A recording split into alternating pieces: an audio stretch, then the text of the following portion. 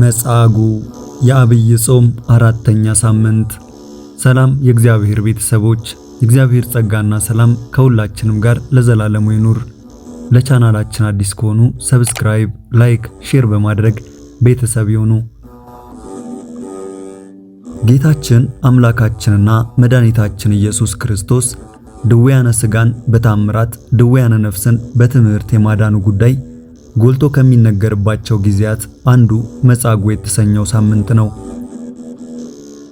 መጻጉዕ ማለት በሽተኛ ማለት ነው።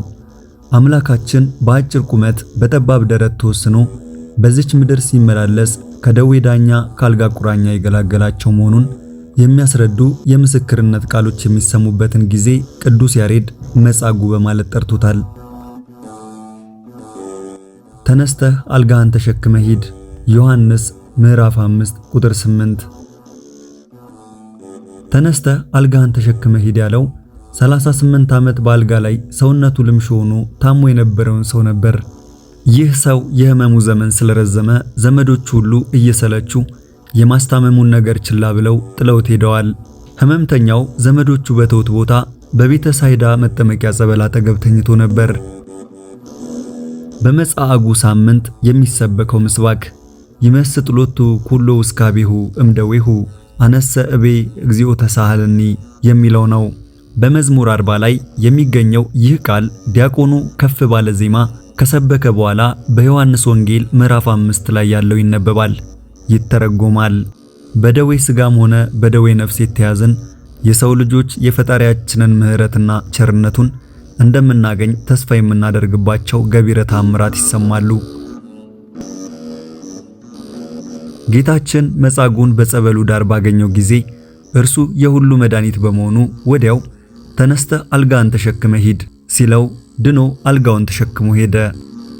አይሁድ ማን አልጋውን ተሸክሞ እንዲሄድ እንደፈቀደለት ቢጠይቁት ለጊዜው ጌታችንን ባያውቀውም በሌላ ጊዜ ጌታችን ሲያገኘው እነሆ ድነሃል፣ ግን ከዚህ የባሰ እንዳያገኘ ዳግመኛ እንዳትበድል እወቅ የተባለውን ዘንግቶ ለአይሁድ ሊጠቁመው ሮጦ ሄደ። እንዳሰበውም ነገራቸው። እነርሱም ሊያሳድዱት ሊገሉትም ይሹ ነበር። ከዚህ የፈውስ ታሪክ ሁለት ቁም ነገሮችን እንማራለን። እነርሱም እግዚአብሔር ሕሙማንን በምሕረቱ ይጎበኛቸዋል፣ ከደዌያቸውም ፈውሶ ጤንነታቸውን ሊመልስላቸው ይችላል። ከታሪኩ እንደተመለከትነው 38 ዓመት የተኛው ከደዌው ከእናቱ ማኅፀን ያለ ዓይን የተወለደውን ከዓይነ ስውርነት 12 ዓመት ደም ሲፈሳት የነበረችውን ከሕመሟ ከሞተ 4 ቀን የሆነውን አልዓዛርን ከሞት የመቶ አለቃውን ልጅ ባለበት ሆኖ ከሞት ወዘተ አድኗቸዋል። ይህ የሚያሳየው እምነታችን ካለንና እግዚአብሔር ከፈለገ ማዳን እንደሚቻለው ነው። ሁለተኛ፣ የዳነ ሰውም ያዳነውን አምላኩን በማወቅ ውለታውን በሃይማኖት ጸንቶ በደግ ሥራ መመለስ ይገባዋል። በመጻጉዕ ታሪክ ላይ ግን የምናገኘው እንዲህ አይደለም። ከተጣበቀበት የአልጋ ቁራኝነት እግዚአብሔር ኢየሱስ ክርስቶስ ቢያድነው ለአይሁድ አለቆች ባዳነው ሰውነቱና እግሮቹ ሮጦ ሄዶ ሰብክ ሠራ። ምስክር የሆነበት ዘንድ እነሆ ድነሃል፣ ከዚህ የሚብስ እንዳይደርስብህ ወደፊት ኃጢአት አትሥራ በማለት እየተናገረው ሳለ በሰንበት ያዳነኝ ኢየሱስ ነው በማለት ያዳነውን በመክሰስ አሳልፎ ሰጠው። የሰውየውን ማንነት ስንመለከት ልቡ ያልዳነ ያዳነውን ሊረዳ ያልቻለ ክፉና ደጉን ማገናዘብ የተሳነው ሰው ነው። ዛሬስ ለተደረገልን መልካም ነገር ተገቢውን መልካም ምላሽ በበጎነት የምንመልስ ስንቶቻችን ነን?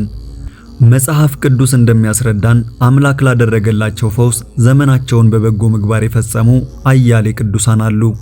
ለምሳሌ ክፉ መናፍስት አድረውባት የነበረችና በኋላ ግን ጌታችን ኢየሱስ ክርስቶስ በምሕረት እጁ የጎበኛትን መግደላዊት ማርያምን መጥቀስ ተገቢ ነው። ይህች ሴት 7 አጋንንት የወጣላት ሴት ስትሆን ጌታችን በሚያስተምርበት እየዞረች ከሌሎች ሴቶች ጋር በመሆን በጉልበቷና በገንዘቧ ለጌታችንና ለሐዋርያት የሚያስፈልጋቸውን በማቅረብ ታገለግል ነበር። ሉቃስ 8 ከ2 እስከ 3። በትንሣኤው ቀን ማለዳ ከሁሉ ቀድማ ተገኝታለች። እያለቀሰችም ጌታችንን ትሻው ነበር። ለዚህም ልዩ ትጋቷ ጌታችን ከሌሎች ይልቅ ትንሣኤውን ለማየት የመጀመሪያው አድርጓታል። የምስራቹን ለሐዋርያት በማድረስ በኩል የክብር መልእክተኛ ሆናለች። ከዚህ የበለጠ ምን መታደል አለ? ዮሐንስ 10 1 እስከ 18 ከነቢያት አንዱ ኢሳይያስን ብንመለከት ሀብተ ትንቢቱ ተነስቶት ከንፈሮቹ በለምጽ ነደው እያዘነ ይኖር ነበር።